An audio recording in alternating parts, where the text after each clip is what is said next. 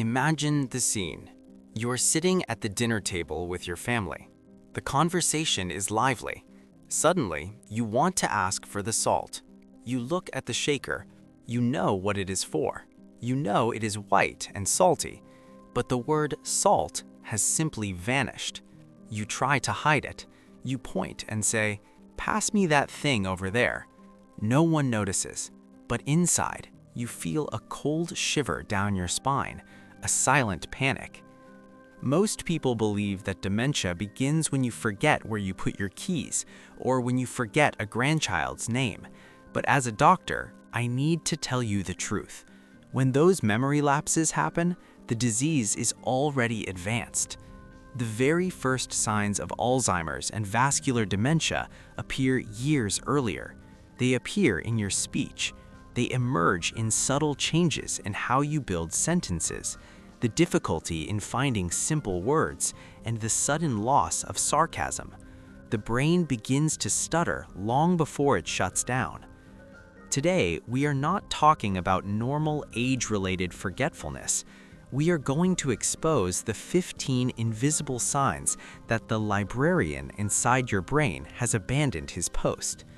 If you or someone you love is swapping names, pausing sentences in the middle, or becoming quieter at parties, this video might be the most important warning of your life. Let's begin with the first sign, which is often dismissed as a joke, but is a serious neurological red flag. It is the phenomenon of anomia, or the eternal tip of the tongue. We all forget a word occasionally.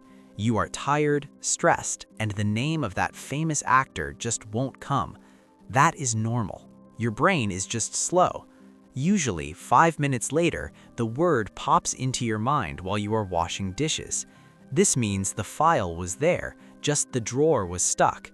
But in early dementia, the process is different. The word does not come back. The file is not just stuck, it has been deleted.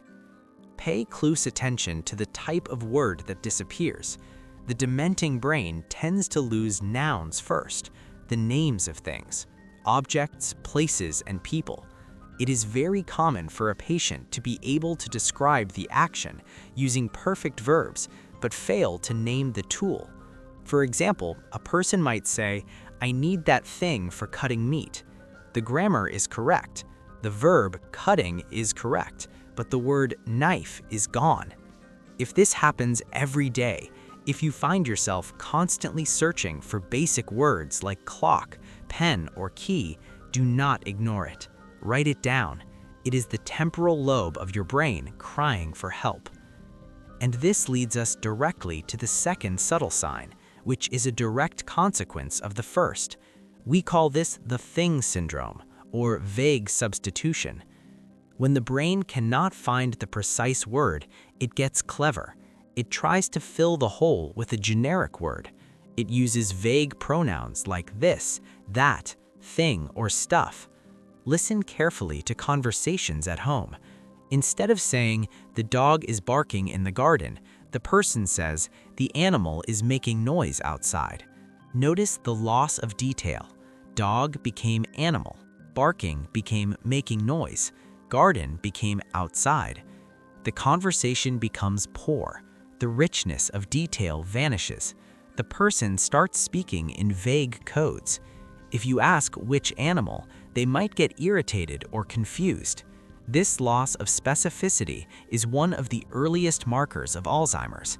The brain is losing the ability to categorize the world in high definition and start seeing everything in low resolution. But language is not just about names, it's about understanding social context. And the third sign is one of the strangest and most frightening for families because it feels like a personality change. It is the loss of sarcasm. Sarcasm, irony, and detecting lies require a very complex part of the brain, specifically the right parahippocampal gyrus. You have to understand that what I'm saying is the opposite of what I mean. In certain types of dementia, particularly frontotemporal dementia, this area degenerates first. The person becomes unable to detect sarcasm. they take everything literally. If you make a joke, they might stare at you blankly or get offended. They lose the ability to read between the lines. If your husband, who used to be quick-witted and funny, suddenly stops understanding jokes or becomes strangely gullible to TV scams because he can no longer detect insincerity, this is not just getting old, it's a sign that the right side of the brain is disconnecting. But while these signs are about what is missing, the next sign is about what is repeating. It's a loop that drives families crazy, but it's actually a short circuit in the memory buffer. Sign number 4 is perhaps the most exhausting for caregivers. It is the loop of repetition, clinically known as palilalia or perseveration.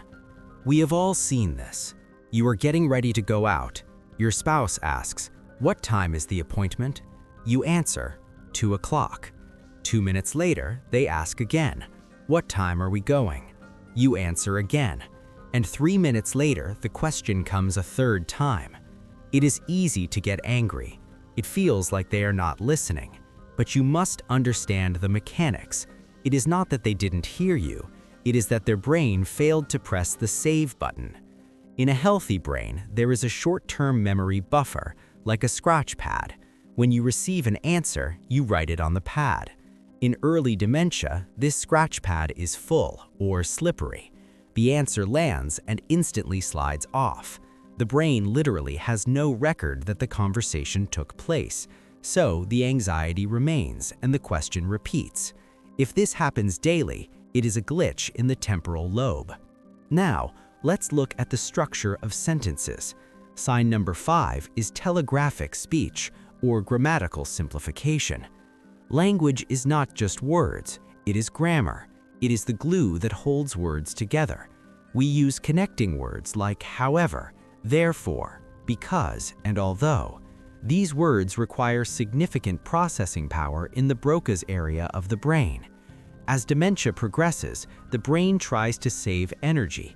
It cuts the fluff. It stops using complex grammar. Sentences become short, choppy, and robotic. Instead of saying, "I think I will go to the market because we are out of milk," the person might say, "Go market, buy milk." They strip the sentence down to the bare essentials: subject, verb, object. If you notice that your loved one, who used to tell rich, complex stories, is now speaking in short bursts or simple commands, this is a sign of cognitive decline. They are losing the ability to multitask linguistically. And as the grammar breaks down, the sounds themselves begin to mix. This brings us to sign number 6, sound swapping or phonemic paraphasia. This is distinct from forgetting a word. Here, the person knows the word. They know what a knife is, but when they try to say it, the sound map gets scrambled. They might ask for a wife instead of a knife, or a vat instead of a hat. They swap the first letter or syllable, or they might jumble the word completely, saying flutterby instead of butterfly. To the listener, it sounds like a slip of the tongue, but watch closely. If the person does not correct themselves, if they don't even realize they said wife instead of knife, that is the danger signal. It means the brain's phonological loop, the system that organizes sounds, is eroding. But what happens when the sound is perfect, but the meaning is wrong? This is the next stage, and it creates confusion at the dinner table that can lead to arguments. Sign number 7 is called meaning swapping, or semantic paraphasia. This is different from swapping sounds. Here, the brain opens the correct cabinet but pulls out the wrong file. For example, you ask for a spoon and your brain gives you the word fork. Both are utensils, both are metal, both are used for eating. They are stored in the same semantic drawer. The brain accessed the category correctly, but failed to select the specific item. You might hear a person call their daughter by their sister's name, or call the car a bus. These are not random errors, they are category errors. It shows that the filing system of the mind is becoming disorganized. If you find yourself frequently calling objects by the wrong but related name, pay attention. Now, I want to stop talking for a moment, and I want to test your brain right now. We are going to perform a standard neurological screening tool called the Verbal Fluency Test. I want you to be ready. In a moment, I am going to give you exactly 60 seconds. Your goal is to name as many animals as you can. Any animal, dog, cat, elephant, lion, it doesn't matter. Are you ready? I will keep the time. Go. 3 seconds of silence. Keep going. Dig deep. Think of farm animals, jungle animals, birds, fish. Don't stop. 3 seconds of silence. 10 seconds left. Squeeze out the last few. 3 seconds of silence. Okay, stop. Now, I want you to count how many you named. This test forces your brain to scan its semantic memory rapidly. It requires massive processing speed. According to neurological standards, a healthy brain under age 80 should be able to name at least 14 animals in 1 minute. If you named more than 14, your semantic networks are likely healthy. If you named between 10 and 14, it is a yellow zone. But if you struggled to find even 10 animals and you felt your mind go blank, this is a strong indicator of executive dysfunction.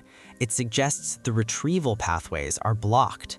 This is often one of the very first measurable signs of Alzheimer's, appearing years before memory loss. But let's return to the signs you can hear in conversation. Sign number 9 is the flat voice or loss of prosody. Human speech is like music. It has melody, it has rhythm. We go up when we ask a question. We go down when we are sad. We get loud when we are angry. This is called prosody. In early dementia, particularly in Parkinson's disease and Lewy body dementia, this melody disappears. The voice becomes flat, monotone, robotic. The person might tell you they won the lottery or that their dog died using the exact same tone of voice. Or they might lose volume control. They might whisper in a noisy restaurant or shout in a quiet library.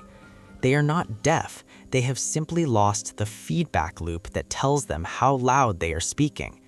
If your loved one sounds like they are reading from a script devoid of emotion, it is a neurological red flag. But the decline is not limited to the voice. It extends to the hand. Sign number 10 can be seen on your grocery list. Sign number 10 moves from the mouth to the hand. It is called Micrographia, or tiny writing. Look at an old birthday card written by your loved one 10 years ago. Now, look at their shopping list today. In many cases of cognitive decline, specifically Parkinsonian types, the handwriting physically shrinks. The letters become cramped. They get smaller and smaller as the sentence goes on. The writing might become shaky, or it might start to drift upwards, floating above the lines.